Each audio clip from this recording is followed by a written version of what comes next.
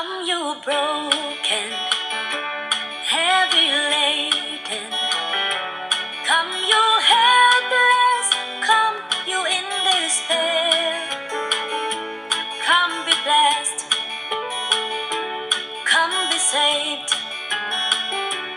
Come, believe. Come, receive the goodness of God's grace.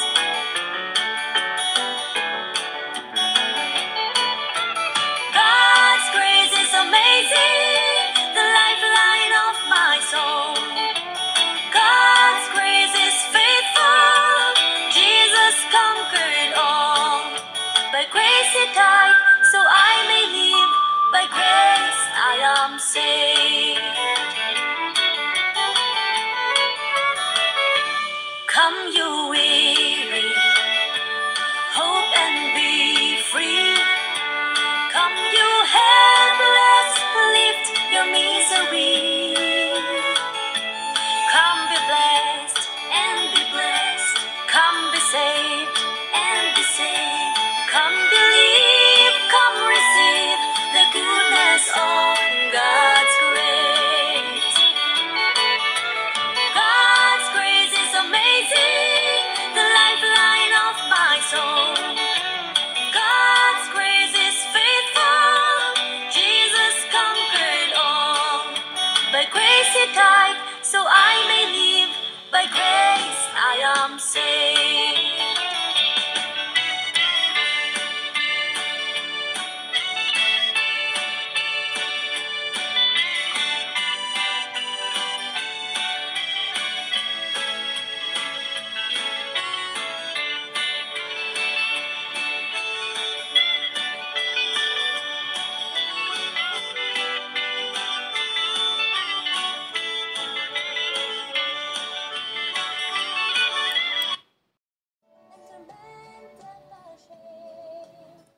Bien-aimé Shalom, ton frère bien-aimé Delos, sois béni de toutes sortes de bénédictions du Père Abraham, bien-aimé.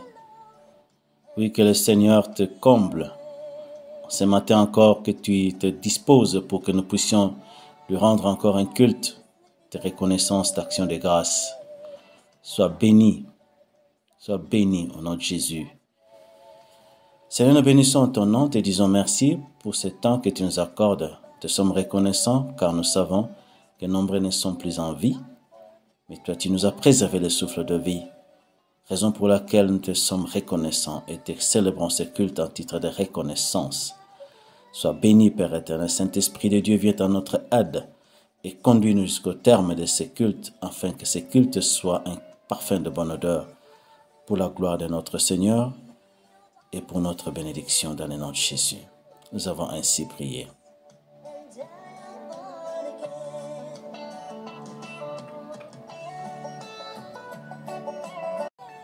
Bien-aimés, Shalom soit béni. L'Esprit du Seigneur est en train de nous enseigner ces derniers temps sur les armes. Nous le savons. Et voici que nous avons commencé la seconde phase, les armes offensives, les armes d'attaque. Nous avons été enseignés de la première arme, le nom de Jésus. Hier, nous avons eu la seconde arme, qui est le paix ou le glaive. Et nous avons été enseignés comment les utiliser, pourquoi les utiliser, surtout avec foi et assurance et confiance en l'Éternel, car elles sont très efficaces, elles sont spirituelles, on le voit, on le sent, on les utilise avec foi dans le spirituel.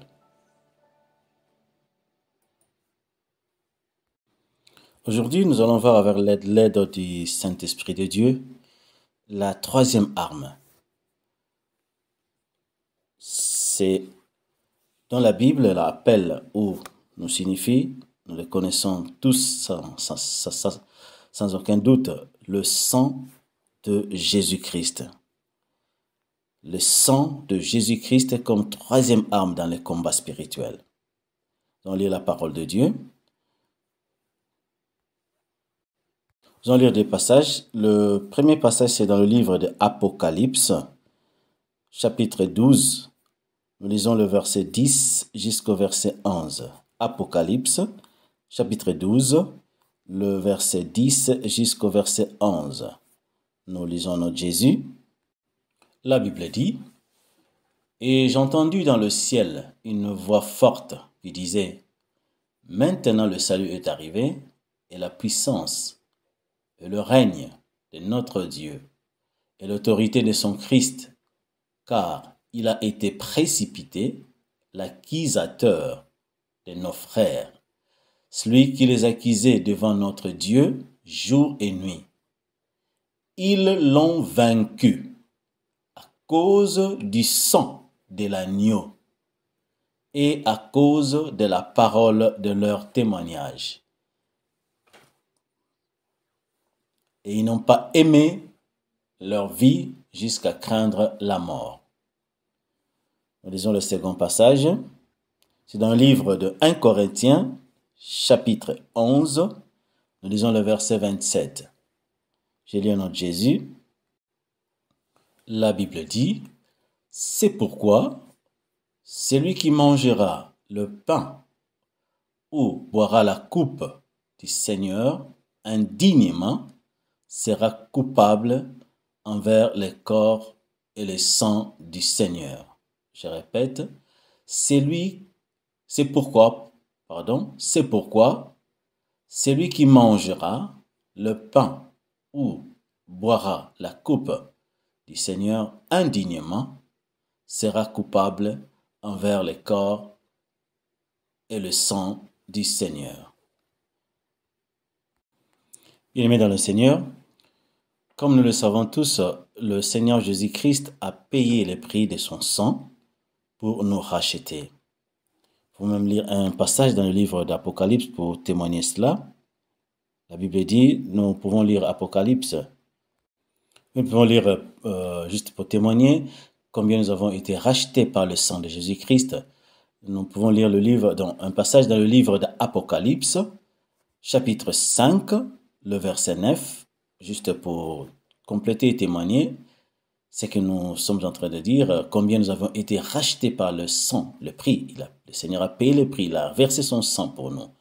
Apocalypse 5, chapitre 5, verset 9 nous dit: « Et il chantait un cantique nouveau en disant: Tu es digne de prendre le livre et d'en ouvrir les sceaux, car tu as été immolé et tu as racheté pour Dieu par ton sang les hommes de toutes tribus, de toutes langues, de tout peuple et de toutes nations. » Je répète, la Bible dit, il chantait un cantique nouveau en disant: Tu es digne de prendre le livre et d'en ouvrir les sceaux, car tu as été immolé et tu as racheté pour Dieu par ton sang des hommes de toutes tribus, de toutes langues, de tout peuple et de toutes nations.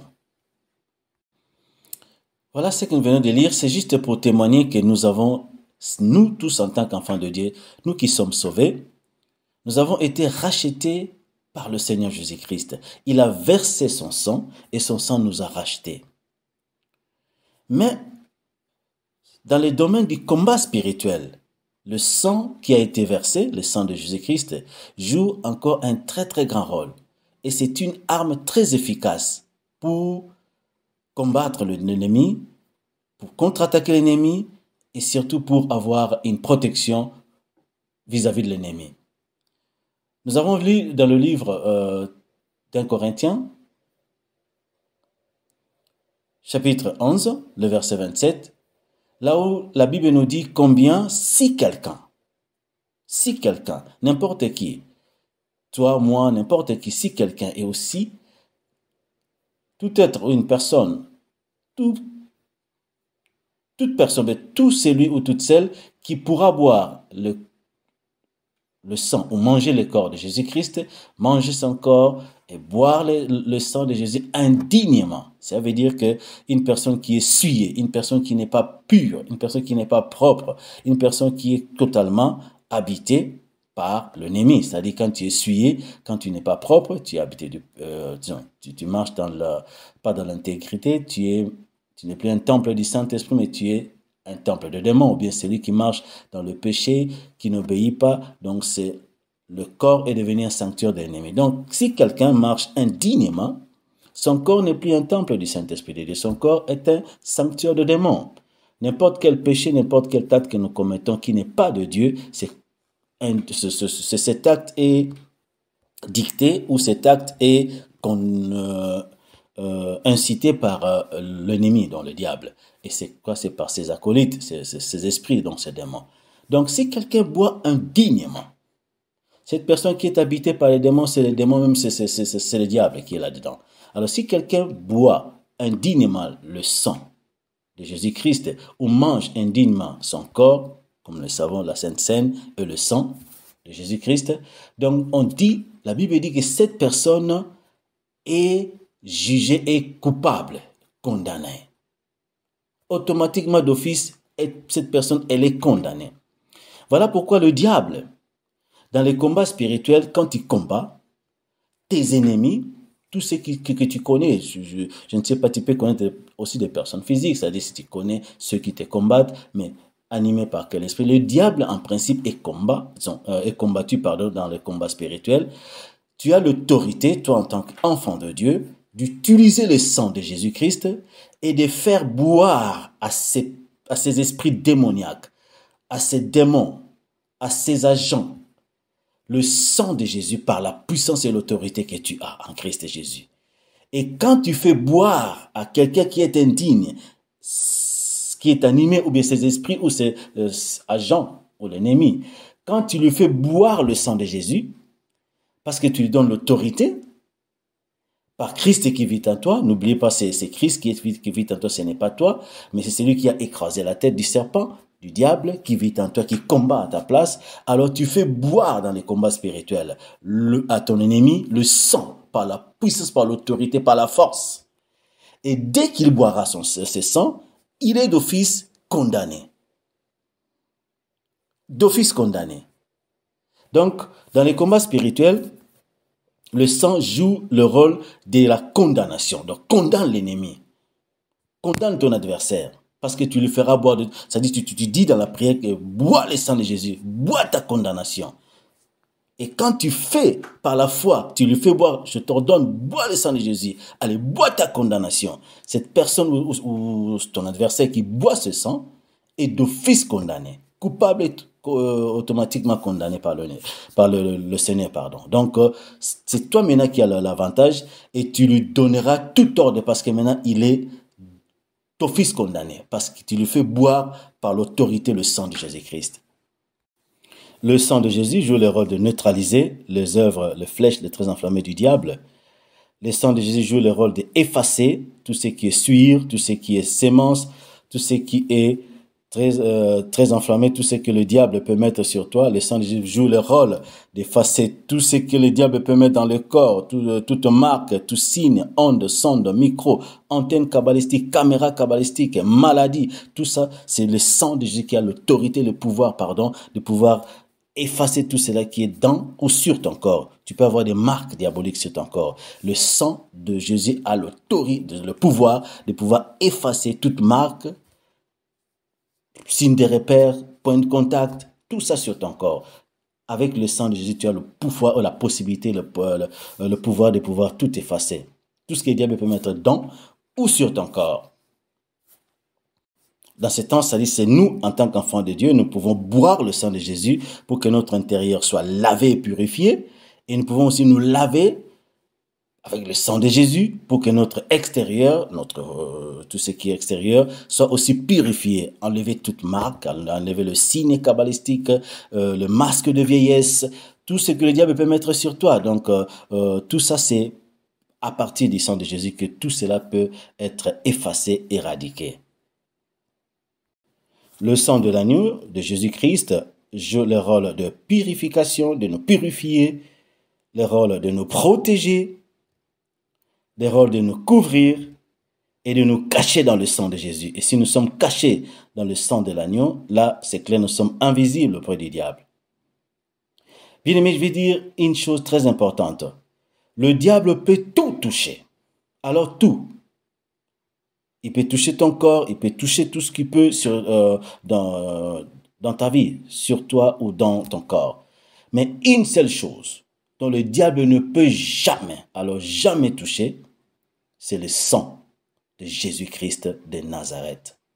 Il peut tout toucher, il peut tout, mais il ne touchera jamais ce sang, parce que c'est le sang qu'il a vaincu. Donc, quand tu uses dans le combat spirituel, quand tu pries contre le combat, use le sang de Jésus. Parce que c'est le sang qu'il a vaincu. Donc, il peut tout toucher, mais il ne touchera jamais ton sang. Dès que tu uses le sang, dès que tu lui fais boire le sang de Jésus, dès que tu commences à utiliser le sang, le diable doit quitter. C'est comme pareil en Égypte. Il y a eu 10 plaies pour que disons, Pharaon puisse libérer les enfants d'Israël. Mais les jours où le sang de l'agneau, Pâques que nous connaissons, les jours où l'agneau a été immolé, les jours où le sang de Jésus a coulé, c'était la délivrance d'Israël. Donc, le diable peut tout supporter, peut tout toucher, mais peut-être pas tout supporter, mais il peut tout toucher. Mais dès que le sang coule, il est obligé de céder, il est obligé de pouvoir obligatoirement. Il ne peut jamais, alors jamais toucher le sang de Jésus. Donc, couvre-toi, utilise le sang de Jésus puissamment dans le combat spirituel parce que c'est le sang qui l'a vaincu. Donc, c'était là presque notre conclusion, bien-aimés. Nous avons vu l'arme, la troisième arme, le sang de Jésus-Christ, de l'agneau de Dieu. Le sang qui a vaincu le diable. Donc, l'Esprit du Seigneur nous encourage encore ce matin de pouvoir prendre conscience dans les combats spirituels, de pouvoir utiliser le sang de Jésus. Fais boire ton ennemi le sang de Jésus, il sera neutralisé. Tu as le pouvoir avec le sang d'effacer tout ce que l'ennemi peut mettre dans et sur toi. Tu as le pouvoir de pouvoir boire ce sang pour leur purification intérieure ainsi qu'extérieure, te laver dans le sang de Jésus. Tu as la puissance de pouvoir te purifier de tout par le sang de Jésus et tu as la puissance de te protéger et de te cacher dans le sang de Jésus. Et comme nous l'avons dit, le diable peut tout toucher, sauf le sang. Il ne touchera jamais le sang de Jésus parce que c'est ce qui l'a vaincu. Voilà, bien-aimés, le sang de Jésus, notre arme encore efficace comme troisième arme pour les combats spirituels. Sois béni et aie une bonne journée, toi ainsi que la famille. Que le Seigneur nous vienne toujours en aide et bénisse encore notre journée. Bénisse la semaine. Je donne rendez-vous avec joie pour demain matin, pour que nous célébrions encore un autre culte, comme d'habitude pour la gloire de notre Seigneur et notre bonheur, quand nous sommes heureux, quand nous célébrons un culte. Nous savons qu'il est dans la joie et nous sommes bénis. Sois béni, que la famille soit aussi bénie. Je vous souhaite à tous une très très très bonne journée. Et avec bonheur, on se donne rendez-vous pour demain matin. C'est votre frère Delos qui vous aime beaucoup. Merci beaucoup.